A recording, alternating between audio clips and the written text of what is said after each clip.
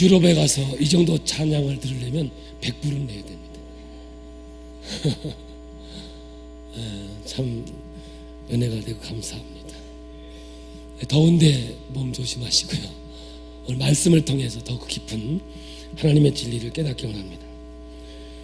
두 사람이 함께 길을 가다가 넘어졌습니다. 다리가 부러졌어요. 그런데 어떤 사람은 감사하다고, 다리밖에 안 부러져서 감사하다고 하는 사람이 있는가 하면, 어떤 사람은 감사하지 못하고 신경질을 내면서 어떤 놈이 여기다 돌을 갖다 심어놨냐고 막 이런 것 같아요.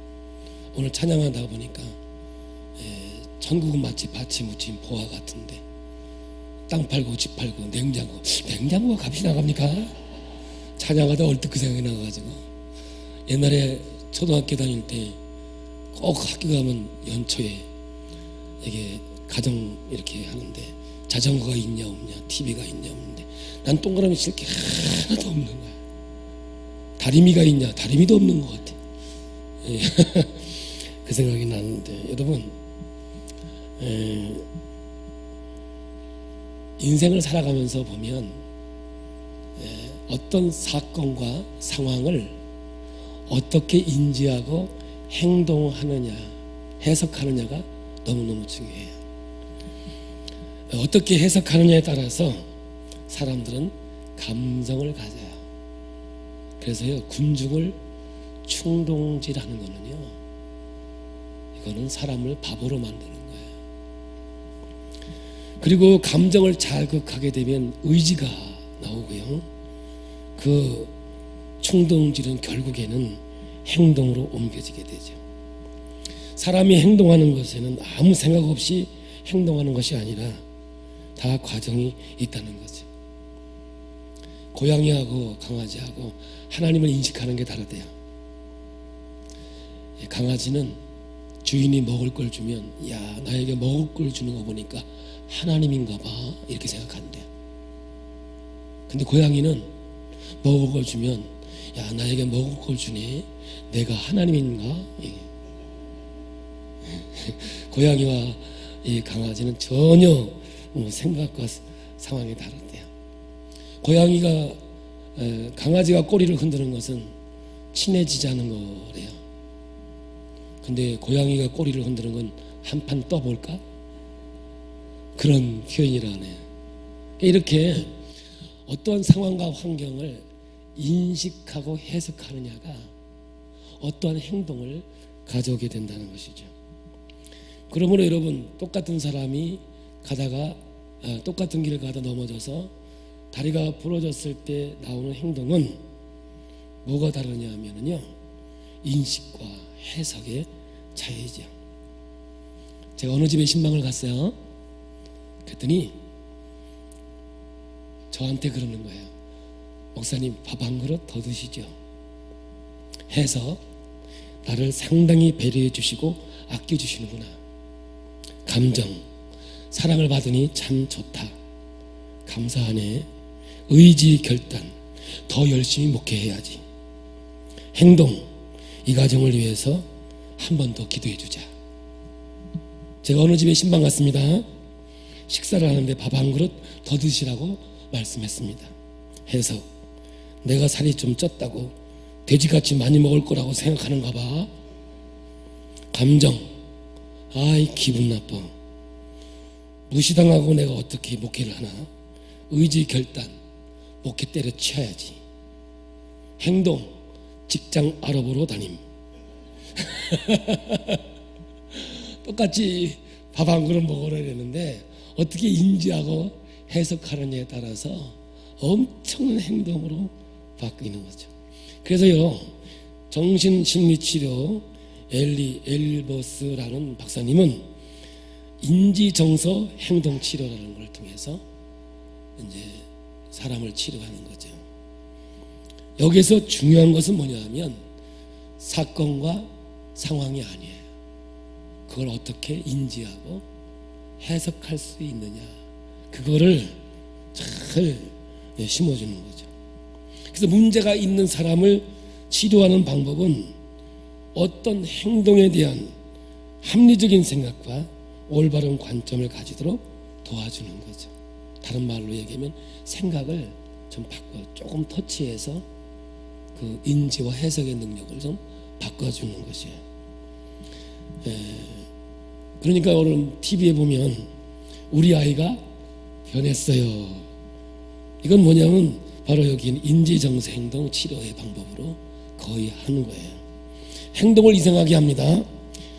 그러면 어떻게 해요? 너 하지 마. 너 그러면 안 돼. 이건 아무리 얘기해봐야 아무 소용이 없어요. 무엇을 도와줘야 하느냐면 애가 어떤 상황이나 다른 사람이 나를 어떻게 인식하고 있는지에 대한 생각을 조금씩 인내하면서 바꿔주는 거죠. 그래서 He's changing me, 사랑의 주님. 그럼 빨리 나와요. 아니에요. 하여간 조금씩 변화된다는 얘기예요. 이게. 자꾸 예수의 모습으로 예수의 삶으로 생각을 바꿔간다 이런 것이죠. 그래서 여러분 생각을 바꾸지 않으면요 일생은 불행하게 살아요. 성숙이라는 게 뭐냐 하면 조금씩 He's changing me, 내 생각이 하나님의 생각으로 바꿔가는 것이죠. 이것이 바로 문제 있는 사람을 치료하는 방법이라고 할 수 있죠. 서론이 길었습니다만 이 이해를 가지고 이제 오늘 본문으로 들어가 볼까 합니다. 지금 바울에게 있어서 상황과 그리고 인지, 해석과 행동은 뭐냐. 그래서 첫 번째 상황은 어디에 있어요? 지금 감옥에 있습니다. 지금 감옥에 있는 상황입니다. 이건 부인할 수 없는 것이죠. 감옥에 갇혀서 나는 지금 서울에 있다. 나는 지금 감옥 밖에 있다. 아무리 자기 암시를 해도 아무리 긍정적인 생각을 하고 긍정적인 말을 해도 그 상황에서는 그것은 거짓이고 자기 기만이죠. 별 도움이 되지 않습니다. 요즘 시중에 많이 돌아다니는 책들을 보면 너무나 이런 것들을 우리에게 가르쳐주고 있어요. 자꾸 자기 암시하라는 거죠. 자꾸 좋은 생각을 하라는 거죠. 도움이 되죠. 그러나 결국 따지고 들면 무엇을 근거로 하고 있느냐, 그 생각이 문제이지 말만 그렇게 한다고 해서 환경이 바뀌고 상황이 바뀌는 건 아니에요. 근데 오늘 우리는 기독교의 신앙을 자꾸 자기 암시, 좋게 될 거다, 좋게 될 거다, 자기 생각 속에 이것을 되뇌이는 것은 긍정적인 것으로서 좋은 거지만 신앙은 아니에요. 기독 신앙은 그런 거 아니에요. 분명히 바울은 감옥에 있고 이제 앞으로 어떻게 일들이 진행할 것인지 모르는 상황 가운데에서 지금 이 빌립보서를 쓰고 있는 거거든요. 1장 20절을 봅니다. 나의 간절한 기대와 소망을 따라 아무 일에든지 부끄러워하지 아니하고 지금도 전과 같이 온전히 담대하여 살든지 죽든지 내 몸에서 그리스도가 존귀하게 되게 하려 하니니. 그냥 살든지 죽든지라는 표현을 사용하는데요, 이것은 삶과 죽음 가운데 끼어 있다고 23절에 말씀하고 있어요. 자기가 풀려나게 될 것이다, 처형될 것이다. 바울은 전혀 앞일을 모르는 그러한 캄캄한 상황 가운데 지금 현실적으로 있는 상황입니다. 그런데 막연하게 하나님이 도우셔서 나를 풀려나게 될 것이다 라든지 나는 결코 죽지 않는다, 모든 것이 다 잘 될 거야 라고 하는 근거 없는 맹신을 하고 있지 않아요, 사도 바울은. 근데 오늘 우리는 뭐냐면 아픈 사람에게 믿음이 없어서 안 낫지 그래요. 아픈 사람의 간절함이 뭐겠어요? 낫는 거죠. 근데 거기에다가 믿음이 없어서 그래요. 그럼 믿음이 없어서 다 죽습니까? 지금 우리는 기독교가요, 기독교가 아닌 걸 자꾸 가져와가지고 하나님 말씀을 흐려놔요. 휘저어가지고. 그러니까 오늘 여러분 정신을 똑바로 차리고 오늘 말씀을 좀 아주 경청하셔서 신앙이 뭔지를 바로 아는 저와 여러분이 되길 원합니다. 믿는 대로 될지어다, 감옥문이 열릴지어다, 이러한 자기의 소원과 욕심대로 멋대로 선포하고 그러고 있지 않아요. 빌립보서에는 바울은 매우 현실적인 사람이에요. 풀려날 수도 있고 혹시 죽을 수도 있어요. 그걸 지금 받아들이고 있다고요. 보편적으로 믿음이 있다는 사람은 뭐예요? 잘 될 거야, 좋은 일이 생길 거야, 그게 우리지만, 근데 빌립보서의 사도 바울은 그런 말 절대 하지 않아요. 내가 살 수도 있고 죽을 수도 있다는 거예요. 이것이 바울이 처해져 있는 지금 실제 상황입니다. 두 번째, 이러한 사건과 환경에 어떻게 반응하고 있느냐, 행동하고 있느냐, 어떤 감정을 갖고 있고 정서적으로 인한 의지, 결단, 행동이 있는가, 18절을 우리에게 보여주고 있습니다. 그러면 무엇이냐? 거칠어 하나 참으로 하나 무슨 방도로 하든지 전파되는 것은 그리스도니 이로써 나는 기뻐하고 또한 기뻐하리라. 지금 뭐냐면 바울의 정서적인 것은 기쁨이죠. 기쁨의 정서를 가지고 있는 거죠. 그리고 어떻게 행동하느냐 하면 지금 편지를 쓰고 있죠. 오히려 빌립보 교인을 위로하고 또 교훈을 주고 있고 명령을 하고 있어요. 뭐라고 명령합니까? 기뻐하라고. 내가 다시 말하노니 기뻐하라고 명령하고 있어요. 이것이 바울이 가지고 있는 의지적인 행동입니다. 감정적, 정서적 결과는 살든지 죽든지 다 좋다는 겁니다. 다시 한번 이야기할게요. 사도 바울의 지금의 믿음과 신앙은 살아도 좋고 죽어도 좋고를 가지고 있는 그의 신앙적인 모습을 갖고 있죠. 빌립보서 1장 21절입니다. 이는 내게 사는 것이 그리스도이니 죽는 것도 유익함이라. 지금 바울이 자포자기해서 포기한 상태에서 에이고 막 죽든지 말든지 뭐 이런 얘기가 아니에요. 분위기 자체가. 바울은 죽음의 불안을 초월한 상태에 있는 사람이었습니다. 죽음이라는 것에 더 이상 왕노릇하지 못하게 뛰어넘는 담대함을 갖고 있는 것이 지금 사도 바울의 상황이죠. 하나님께서 만약에 아직 내가 육신으로 있는 것이 너희를 위한 큰 유익이라고 한다면 그렇게 할 수 있다는 거죠. 또 풀려나는 것이 또 하나님 볼 때 유익한 거라면 풀려날 수도 있다는 것이죠. 그렇게 한다면 오늘 성경의 뒤를 읽어보니까 믿음의 진보와 기쁨을 위해서 풀려나서 너희와 함께 할 수도 있다는 거죠. 이어지는 말씀은 그렇게 기록하고 있습니다.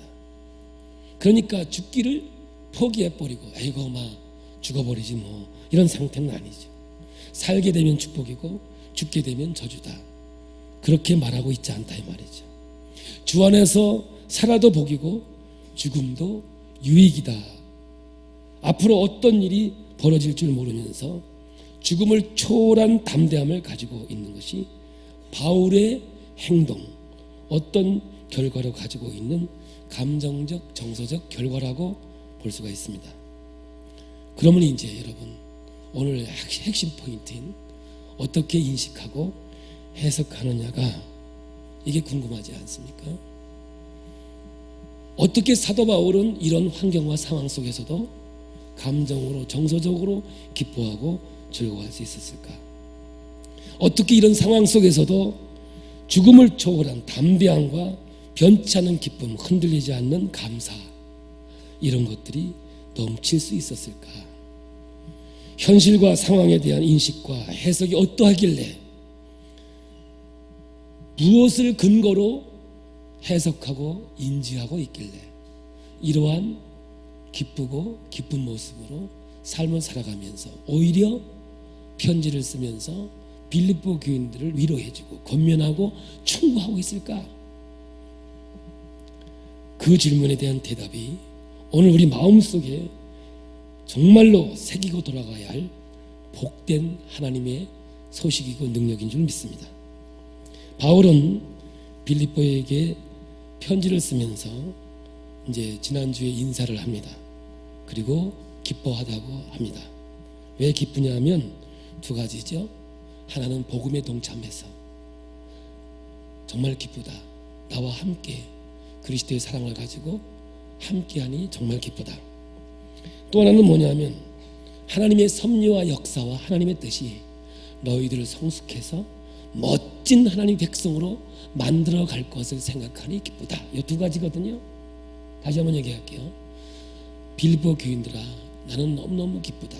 그 이유가 뭐냐? 첫째는 나와 함께 복음에 동참해서 기쁘고, 또 하나는 너희들이 하나님의 섭리 가운데 성장 성숙해서 정말 멋진 그리스도인이 될 것을 생각하니 그 확신이 있어서 정말 기쁘고 즐겁다라고 고백하는 거 아니겠습니까? 그러면서 이제 12절에 이런 논리를 펴가는데, 제가 메시지 정경으로 여러분에게 이 12절을 읽어볼게요. 친구 여러분, 내가 이곳에 갇힌 것이 본래의 의도와는 정반대의 결과를 낳았어 여러분에게 알고자 합니다. 메시지가 짓눌리기커녕 오히려 더 번성하였습니다. 이렇게 고백하고 있어요. 여러분, 로마 군인은 사도 바울을 복음 전하는 것을 못 전하게 하려고 감옥에 갇혔어요. 그런데 이게 오히려 역설적으로 복음을 증거하는데, 복음을 선포하는데 엄청난 위력을 발휘하게 됐다는 거죠. 그러면서 세 가지 이야기가 나와요. 오늘 말씀에 첫째는 뭐냐? 복음을 전하지 못하게 가두었는데 어떤 상황이 벌어졌냐면, 이제 죄인으로 왔잖아요. 사도 바울을 지키고 있는 그 감옥의 군대가 문헌에 보니까 약 한 6천 명 정도가 로마 군인이 있었다고 그래요. 거기에다가 이제 사도 바울이 죄인으로 잡혀왔으니까 판사 앞에서 재판을 받잖아요. 이런 바울입니다. 어디에서 태어났는고? 다소에서 태어났습니다. 왜 잡혀왔는고? 복음을 전하다 잡혀왔습니다. 복음이 뭔고? 그러니까 이제 복음에 대해서 쫙 얘기하는 거예요. 뭐 몇 시간이고 들어야지 어떡하겠어요? 그래가 내일 또 하자 그랬어요. 내일 왔어요. 이런 바울입니다. 어디에 태어났노? 다소에서 태어났습니다. 뭐하다 잡혀왔노? 복음 전하다 왔습니다. 복음이 뭐냐? 그때부터 또 예수를 얘기하는 겁니다. 그러다 보니까 여러분들, 이 로마는요 하향식 복음 증거예요. 그러니까 뭐냐면 높은 사람들부터 예수 믿고 밑으로 내려와서 국가가 기독교 국가가 될 수 있는 거죠. 우리나라는 상향식이에요. 가난하고 소외되고 아픈 자들에게 복음이 증거되어져서 점차 올라가는데요. 우리나라는 이상하게 예수 믿다 높아지면 예수를 떠나는 그런 상황이 있는 거예요. 그래서 여러분, 유럽은 다 하향식이에요. 먼저 리더들이 예수를 믿고 그 다음에 복음이 증거되었으니까 이게 엄청난 사건이, 하나님의 놀라운 계획과 섭리의 역사죠. 두 번째는 뭐냐면, 내가 갇혔기 때문에 더 열심히 헌신하는 사람이 생겼다는 거죠. 예를 들어서 이런 거예요. 노아론 목사, 담임 목사님이 해외에 집회하러 갔어요. 그 주일을 안 오시니까, 목사님이 안 오시니까 더 열심히 해야지. 아멘이 너무 작은 것 같아. 담임 목사님이 안 계시니까 더 열심히 기도해야지. 내가 평소에 새벽은 안 했지만 담임이 안 계시니까 더 새벽을 깨워야지. 그런 사람들이 생겨났다는 거지. 근데 혹시나 염려스러워서 안 계셔? 예. 기회를 주셔서 감사합니다. 뭐 이런 사람이 아니고, 뭐냐면 이 선생, 바울 선생이 잡히니까 그의 위로를 위해서 더 열심히 복음을 증거하는 상황이 생겨났어요. 또 세 번째, 사도 바울이 갇히니까 쌤턱이다. 잘됐다. 기회다. 이때 우리 교회를 키우자. 그래서 더 열심히 하는 부류도 생겼다는 거야. 그러니까 뭐냐, 이렇게 하나 저렇게 하나. 사도 바울이 가지고 있는 기쁨이 뭐예요? 복음 증거고, 할렐루야, 복음이 증거되어지는 거고, 성도들이 자꾸 예수를 닮아서 멋지게 성숙하고 성장하는 것이 이 사도 바울의 기쁨이었기 때문에 이렇게 하나 저렇게 하나 나는 기쁘고 즐겁다, 이런 거죠. 1장 17절입니다. 그들은 나의 매임에 괴로움을 더하게 할 줄 생각하여 순수하지 못하게 다툼으로 그리스도를 전파하느니라. 이제 이렇게 이제 되는 거예요. 이제 바울의 인식과 해석의 결론은 어떻게 사도 바울은 기뻐할 수 있었을까? 클라이맥스가 18절 19절이에요. 우리 함께 봅니다. 그러면 무엇이냐? 거칠이로 하나 참으로 하나 무슨 방도로 하든지 전파되는 것은 그리스도이니 이로써 나는 기뻐하고 또한 기뻐하리라. 이것이 너희의 간구와 예수 그리스도의 성령의 도우심으로 나를 구원에 이르게 할 줄 아는 거로. 그래서 여기 구원이란 말은 뭐 천국 가고 지옥 가고 아니면 감옥에서 풀려나고 그런 표현이 아니에요. 여기서 말하는 바울의 구원이라는 것은 이제 이런 어려움과 고난의 시기를 통해서 하나님의 일하심을 보게 되어졌고 나를 정금 같은 믿음을 가지게 만들어 줄 것이었고 더욱 그리스도를 닮아가는 모습을 가지게 될 것이다. 이게 여기서 얘기하는 구원의 이야기예요. 그러니까 나를 영적으로 더욱 성숙하게 할 것이다 라는 현재형의 구원을, 현재적인 종말론을 지금 바울은 이야기하고 있는 거예요. 그래서 내가 감옥에 있는 이 상황, 믿음의 진보를 위해서도 이것이 유익이 되어졌고 내가 더 겸손해지고 더 예수님 닮아져가는 영적으로 성숙해지는 것으로 이것에 도움이 되고 있다라고 고백하고 있는 거죠. 그러니 이 사건과 상황에 대한 바울의 인식과 해석은 언제나 두 가지예요. 그게 뭐냐면 복음에 동참하게 돼서 기쁘고 감사하고 또 뭐예요? 하나님의 섭리와 역사 속에 성숙과 성장을 통하여 멋들어진 그리스도인을 만들어줄 것을 확신하는 이러한 환경과 상황을 해석하고 있는 거죠. 그러면 여러분, 야, 우리가 이 바울을 볼 때 대단하다. 바울은 보통 사람이 아니네. 우리도 바울을 본받자, 바울을 배우자. 그렇게 결론을 내리면 사실 별로 도움이 안 돼요. 바울은 그렇게 했지만 나는 뭐 늘 현실과 괴리감이 있는데 내가 감옥에 있는 것도 아니고 뭐 이런 상황으로 바뀌어서 정말 하나님이 주시는 깊은 진리의 말씀을 깨닫지 못하게 되죠. 바울을 본받자. 뭘 본받겠어요? 여러분, 우리도 감옥에 갇혀서 기뻐할 수 있겠어요? 함부로 그러지 마세요. 바울을 본받아서 감옥에 있다고. 어떤 사람은 자기가 잘못해가지고 감옥에 가 있으면서도 바울을 본받아서 감옥에 왔다고. 그런 거 아니에요. 무슨 뭐 감옥에 갔다 오면 별이 붙어서 장성이 되는 거, 그런 거 아니에요. 근데 이상하게 그게 별이 돼가지고 그런 상황으로 이 땅은 이상하게 가고 있어요. 바울이 기뻐하는 그 자체를 본받자는 것이 아니라 더 깊이 샘을 파보면 무엇이 바울의 기쁨의 근거였을까? 무엇 때문에 바울은 이렇게 기뻤을까? 그래서 그러한 상황 속에서도 기뻐하고 감사할 수 있었을까? 이거 아니겠어요? 이미 말씀대로 우리는 알고 있어요. 뭐예요? 복음이 선포되는 것, 그리고 멋지게 아름답게 복되게 하나님의 손길 속에 만들어져 가고 있는 것, 정금같이 나와지는 것, 이것 때문에 기뻐하고 즐거워하는 거죠. 그런데 어떻게 이것들이 그렇게 만들어지고 나타났는가? 이제 정신 집중으로 들으셔야 돼요. 여러분, 바울이 이렇게 기뻐할 수 있는 건 뭐냐면 바울의 소원이 뭐냐면 복음의 진보요, 또 하나는 뭐예요? 성숙과 성장이에요. 이게 뭐예요? 바울이 소원하고 바라고 욕심냈던 것들이 이루어지니까 기쁘고 즐거운 거예요. 다시 한번 얘기해 볼게요. 바울이 지금 기쁘다 그랬잖아요. 그죠? 감옥에 있으면서 즐겁다 했다니까요. 근데 바울이 목적하는 바가 뭐며 소원하는 바가 뭐며 바라는 바가 뭐냐, 그것을 이루어 가니까 기쁘고 즐거운 거다 이 말이죠. 그러면 우리도 흔들리지 않는 기쁨을 소유하려면 우리가 바라고 욕심내고 바라고 소망하는 소원이 무엇이냐?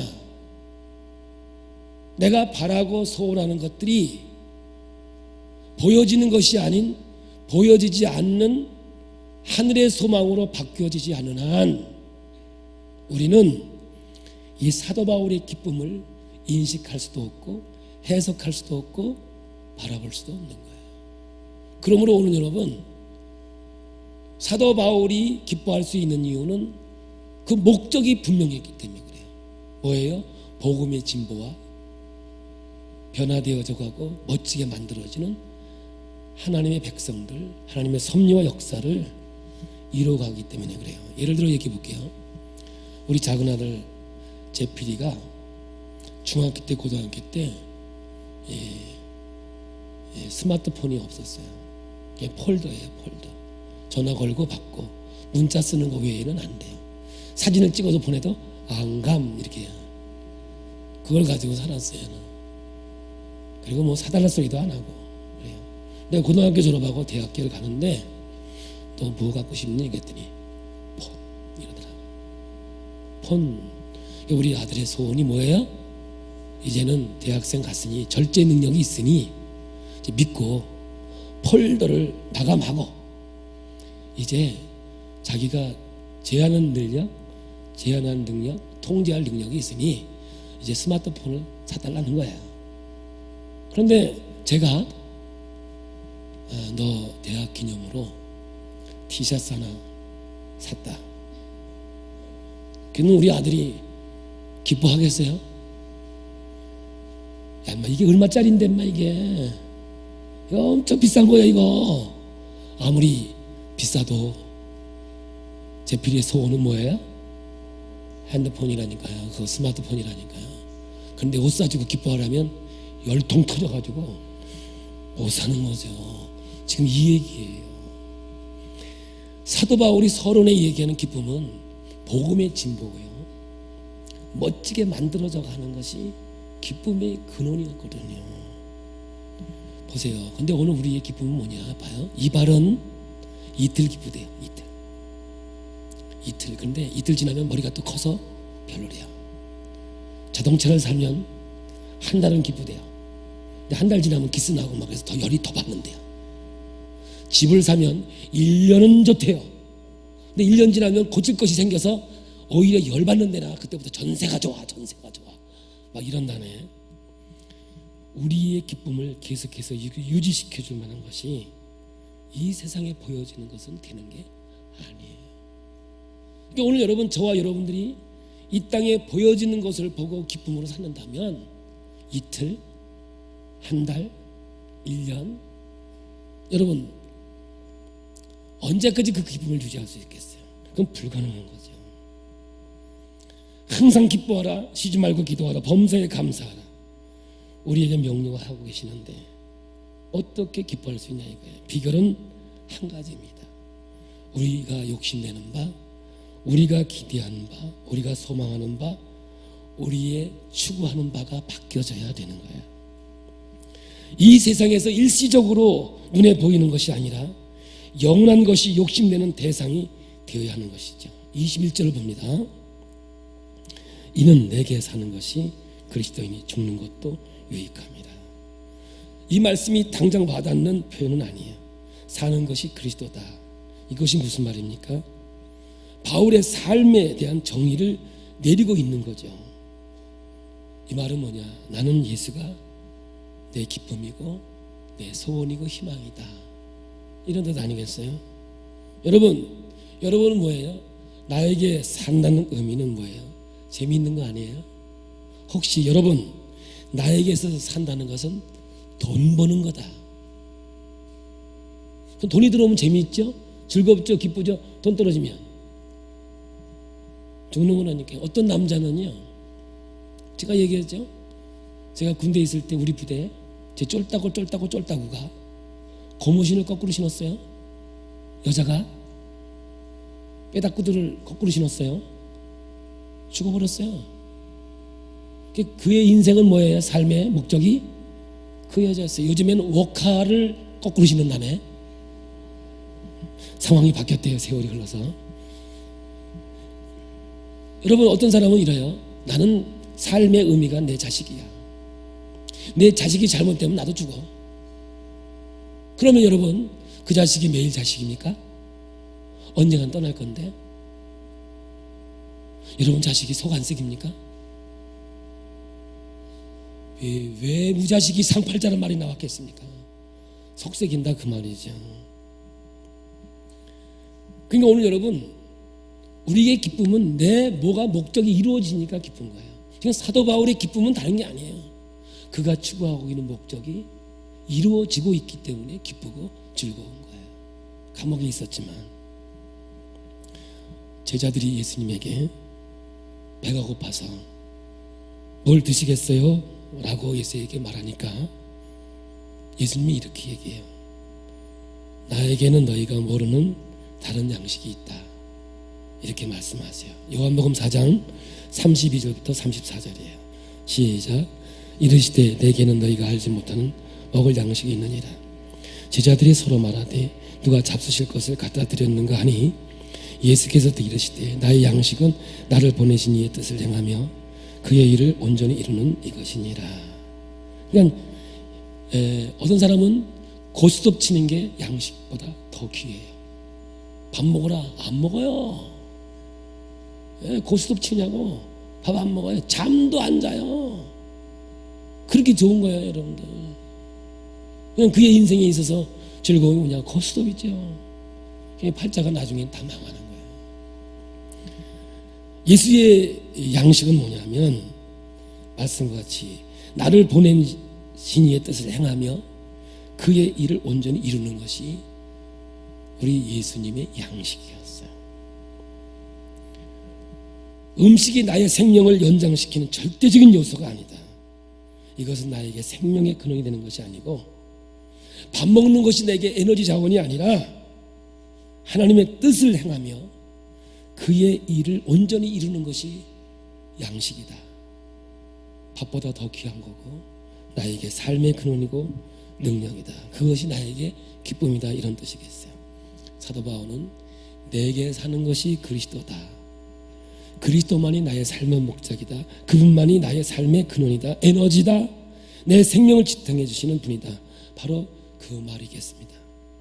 성도 여러분, 이제 오늘 우리의 삶 속에 이 말씀을 적용해 봅니다. 여러분에게 참된 양식, 나에게 기쁨과 만족을 갖다주는 삶의 존재 의미를 갖다주는 것이 무엇입니까? 오늘 여러분은 무엇으로 대답하겠습니까? 여러분 이렇게 보아도 좋습니다. 이것이 없으면 난 우울증 걸리고 죽기까지 괴로워지는 것, 그것이 무엇입니까? 잠시 힘들고 어렵고 슬프고 이런 것이 아니고요. 잠시 그럴 수도 있어요. 사람이니까. 그것이 아니고 이것이 아니면 내가 파괴되어져 가는 것, 완전히 피폐해져 가는 것, 그게 뭐냐고요. 사람은 커리어가 무너지면 죽어버립니다. 명예와 권력을 잃어버리면 죽어버립니다.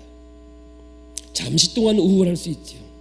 그것 때문에 삶 자체가 무너진다는 것은 삶 자체가 피폐해지면요, 그 사람에게 있어서는요, 그 커리어가 삶이었던 거죠. 조금 전에 얘기했죠. 어떤 사람은요, 여자친구와 헤어지면 완전히 망가지는 사람이 있습니다. 그 사람에게 있어서는 그 여자가 친구가 삶이었죠. 무엇이 무너지면 나도 파괴되고 무너집니까? 이게 질문이에요. 이 말씀을 통해서 오늘 여러분은 무엇 때문에 무너지느냐 이 말이에요. 왜 시험 드느냐 이 말이에요. 왜 하나님을 떠나느냐 이 말이에요. 지금 여러분의 소원은 뭐냐는 거예요. 집 사는 거예요? 출세하는 거예요? 명예를 얻는 거예요? 그건요, 이 세상이 지나가면 다 끝나는 거예요. 저한테 어른들이 말하기를, 너 목사 젊을 때 열심히 해, 조금 더 있으면 불러주지도 않아. 저한테 그래요. 저도 지금은 그래도 쌩쌩하지만 조금 있으면 이제 한 얘기 또 하고, 찬송가 1절에서 2절로 못 넘어가고 계속 1절만 왔다 갔다 하면 이제는 가야 할 때가 온 거예요. 여러분, 그리스도만이 나의 삶의 목적이다. 그분만이 나의 삶의 근거다. 그분만이 삶의 에너지다. 내 생명을 지탱하는 분이라고 사도 바울은 인식하고 해석하고 있는 거예요. 사랑하는 성도 여러분, 아브라함이 이삭을 어떤 관계로 가지고 있는지 하나님이 한번 시험해 보는 거예요. 이삭을 바치라는 거죠. 그랬더니 아브라함은 이삭이 아니었어요. 하나님이셨어요. 그의 목적이 하나님이었어요. 그를 거침없이 번제로 하나님께 드리죠. 하나님은 아브라함의 마음을 알았던 거죠. 오늘 여러분 언제 넘어지십니까? 언제 쓰러졌습니까? 그때 한번 목적이 뭡니까? 뭐였습니까? 예수였습니까? 아니면 자기 생각이었습니까? 아니죠. 참 많은 얘기도 있지만 여러분 이렇게 얘기할 수 있어요. 장사가 힘드신 분이 계실 거예요. 바울과 같이 감옥에 있다고 생각하는 분들도 계실 거고요. 경제적인 압박일 수도 있을 거예요. 자녀가 말을 안 듣거나 말썽을 피우는 상황일 수도 있을 거예요. 관계가 깨어짐일 수도 있을 거예요. 그 사건과 상황은 무엇입니까? 그냥 그 상황 속에서 장사 잘 될 거야. 언젠간 매상이 2배로 오를 거야. 자기 암시하십니까? 나는 믿습니다. 잘 될 줄. 장사 잘 되고 사업 잘 되고 자녀 잘 될 줄 믿습니다. 그러면 됩니까? 그런 근거 없는 맹신, 그건 기독교 아닙니다. 어떻게 그 상황을 해석하느냐, 그 상황을 해석하시느냐, 분명한 하나님 앞에서 나의 믿음의 고백이 있어야 되는 거예요. 내게 사는 것이 그리스도라고 고백해요. 저는 이제 결론으로 가요. 사도 바울이 어떻게 이 말을 했을까 저는 생각해 봤어요. 내게 사는 것이 그리스도니, 이 말은 뭐냐? 내 삶의 목적은 예수고, 나의 에너지 자원은 예수고, 나의 영원한 생명의 능력은 예수라고 고백하는 것 같아요. 한번 바꿔서 얘기해 봤어요. 아마도 예수님이 바울을 찾아와서 이 말을 했을 것 같아요. 뭐냐면, 바울아, 내게 있어서 삶의 의미는 너 바울이다. 내게 있어서 사는 것은 바울로다. 이렇게 말씀해 주셨기 때문에 사도 바울이 이 말을 할 수 있었지 않을까. 제가 바꿔서 생각해 본 거예요. 예수님이 저를 찾아와서 꼭 이렇게 말씀하는 것 같더라고요. 완우야, 나에게 있어서 사는 것은 완우 너야. 하나님은 나를 목적 삼아 주셨고, 내가 영적으로 성숙해져 가고 하나님과 친해져 가는 모습을 바라보고 있는 것이 예수님이 먹을 양식이었고 하나님의 뜻을 이루는 기쁨이었다는 것을 사도 바울에게 말씀하셨고, 사도 바울은 이 말씀을 통해서 우리에게 말하고 있는 거예요. 사도 바울은 이렇게 말해요. 내게 사는 것이 그리스도이니 그리스도를 위해 죽는 것이 유익함이라. 바꿔서 해봤어요. 내게 사는 것은 완전히 우리 예수님이 완전을 위해 죽는 것이 유익함이라. 그리고 십자가에서 죽어주셨어요. 스바냐를 통해서 말씀하셨어요. 내가 너희로 인하여 기쁨을 이기지 못하고. 하나님은 구원받은 백성을 바라보면서 기쁨을 이기지 못했어요. 오늘 여러분 한 사람 한 사람이 하나님의 목적이었고, 하나님은 여러분 한 사람 한 사람을 위해서 십자가에 죽어주신 것이죠. 우리가 먼저 하나님을 사랑한 것이 아니라 하나님이 우리를 먼저 사랑해 주셨어요. 내가 너를 목적 삼았기 때문에 내가 영적으로 성숙해가는 것을 볼 때마다 내가 그 기쁨을 주체할 수 없는 것, 그것이 바로 하나님의 기쁨이고 하나님의 고백이 아닐까. 말씀을 통해서 우리에게 주어지는 거죠. 결론이에요. 하나님의 기쁨이, 하나님의 양식이 뭐냐? 복음에 함께하는 자요. 또 자꾸 하나님의 섭리와 역사 속에 만들어져 가서 때로는 광야를 통해서 깨어짐을 통해서, 부서짐을 통해서, 더 내려놓음을 통해서 겸손으로 가야지는 그것이 진정한 하나님이 원하시는 그리스도인의 삶과 생활을 말씀하고 있는 거 아닐까. 그래서 오늘 여러분, 우리가 주의 길을 걸어가면서 무엇 때문에 여러분 넘어지십니까? 이런 목적이 아니고는 결코 넘어지지도 말고 쓰러지지도 말고 주의 사랑, 그 말씀을 의지하며 살아가는 저와 여러분이 되길 원합니다. 겸손이요, 오늘 말씀의 고백을 그냥 하고 있어요. 그래서 오늘 겸손으로 말씀의 결단의 찬양으로 드려지기 원합니다.